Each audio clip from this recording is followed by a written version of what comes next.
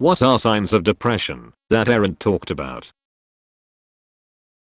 Memory loss. I honestly can't remember half of my life. Edit. I didn't expect so many people to react. Not everyone has this and that's okay. We all struggle with our mental illnesses in different ways. As long as we seek help, get better, and educate others, that's all that matters. Yes, I don't feel like people talk about this nearly enough. I have huge gaps in my recollection, and a lot of other parts of my memory are muddled together. Edit. I didn't expect this to resonate with so many people.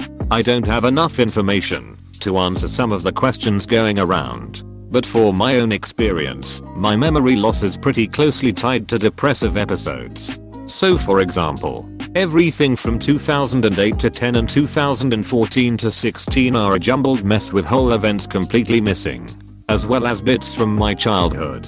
I do find it hard to create new memories, but I'm not unable to. They just aren't as vivid as the ones from 2007 for example.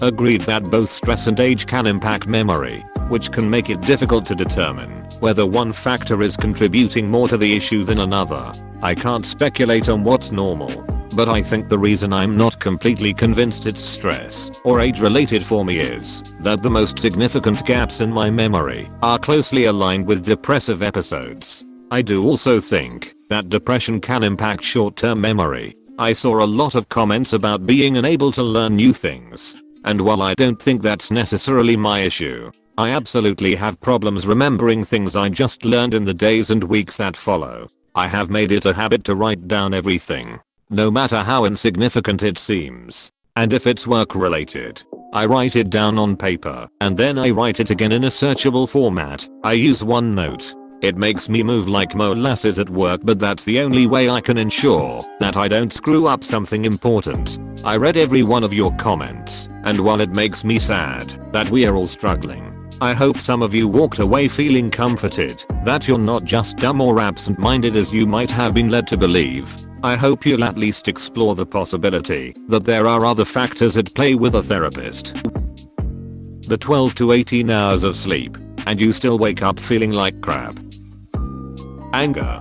Before I was diagnosed with depression, any small significant thing set me off, but since it would mainly happen while I was working, I had to bite my tongue. I would be in a rotten mood all the time. So, if someone starts to be really angry all the time or really only complains about situations they absolutely can't change, here's looking at you retail, and you notice they haven't genuinely been happy in a long time. It could be depression. A messy room / never doing chores, especially if you live on your own. Not caring about cleanliness is a clear sign that you just don't care how you even feel about things anymore. Being comfortable being so uncomfortable in life. Wanting to be happy and have a great life, but being comfortable in your misery and not having the energy or willingness or care to change it. Edit. Can't believe my highest voted comment is about how my head works. It's at 7 something thousands upvotes and a load of comments. If anything, it's good to not feel alone. I hope each and every one of you can get something from the comments. Even if it is just that you're not alone. Rumination. This is a big one for me. It's where you replay all of the painful and embarrassing things you've ever done in your life over and over again. It's a terribly difficult thing to stop doing because you don't actually realize you're doing it most of the time. You just think you are having the same normal thoughts everyone else is having. I finally developed my own technique for stopping it, and it's worked pretty well for a couple of years now. Inability to make a simple decision. Some nights I struggle for hours trying to figure out what to eat for dinner.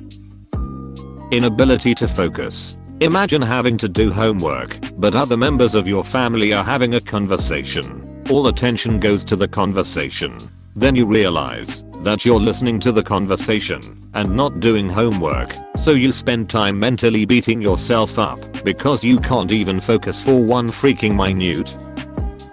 General apathy. Not deep dark soul crushing pain or sadness. Just feeling nothingness towards everything. You lose interest in your hobbies. Things don't make you happy or sad. You just sort of exist and go through the motions. Addition. The fact that this is so widespread is disheartening. You guys. On the other hand, for what it's worth, Whatever you're going through, you're not alone. I went through a long period of this personally and came through the other side. And so can you. Please give yourself extra grace right now with this covered wildness going on around the globe. Maybe you are in a mode of self-preservation just to get through. Or maybe not. I hope you are able to speak with a licensed professional. Or at least a trusted friend. Stay safe. The no energy. No motivation. No care. It's not laziness. It's just there's nothing in you to do anything. Not having any emotions or convictions at all. Being bored. People associate depression with profound sadness. But especially if it's chronic. That's only a small part of depression. You get to the point where you can't feel anything at all. You don't get happy or sad, frightened or excited. You exist without feeling. Imagine living your life not being able to pay attention to anything because it's so boring. Your hobbies, friends, job, your life. Imagine being perpetually bored and only bored. Being unable to feel anything but that and occasional, crushing misery. I think that's what people don't get about depression. That it gets so bad that being really sad is actually almost a relief.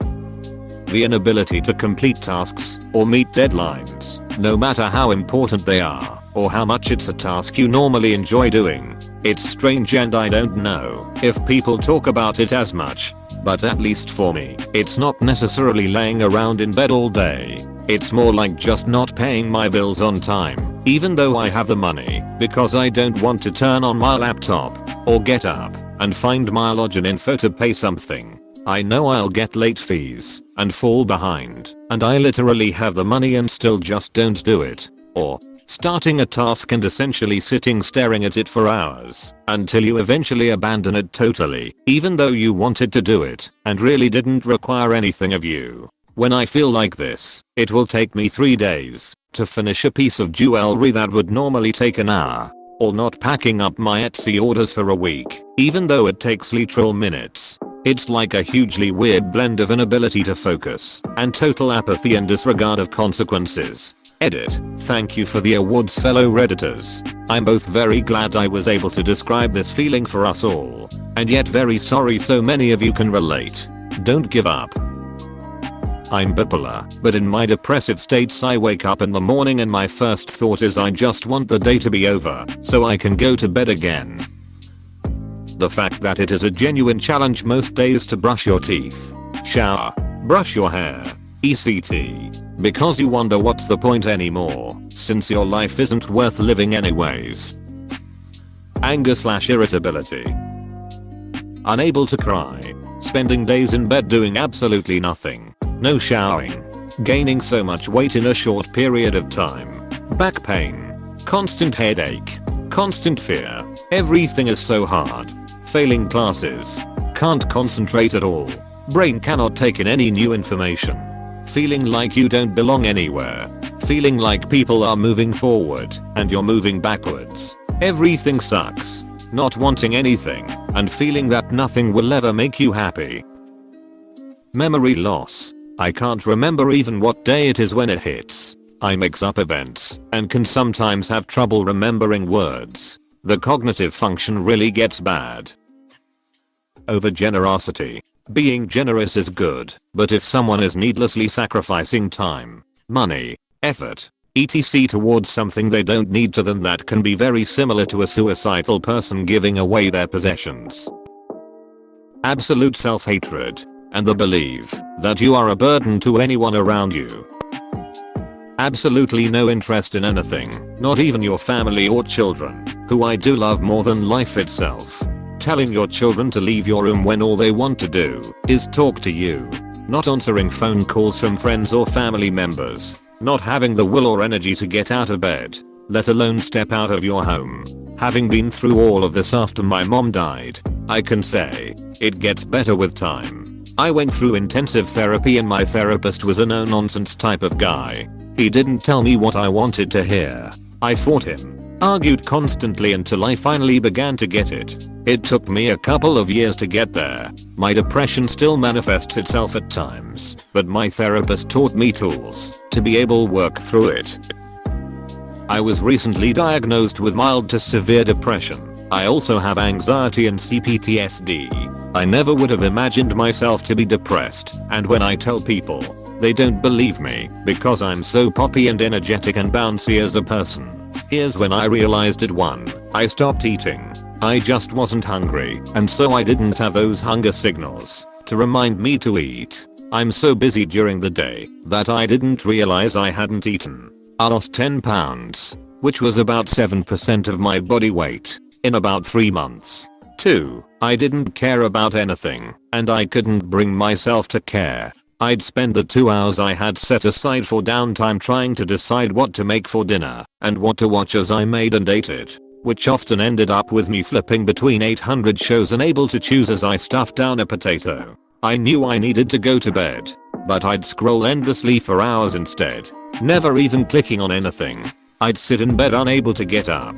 My body worked, but I just couldn't move. I performed proper facial reactions and vocal intonations, but as soon as I was alone or the interaction was over, my face contorted back to blankness. 3. I was so irritable. I knocked a glass over while loading the dishwasher and it broke.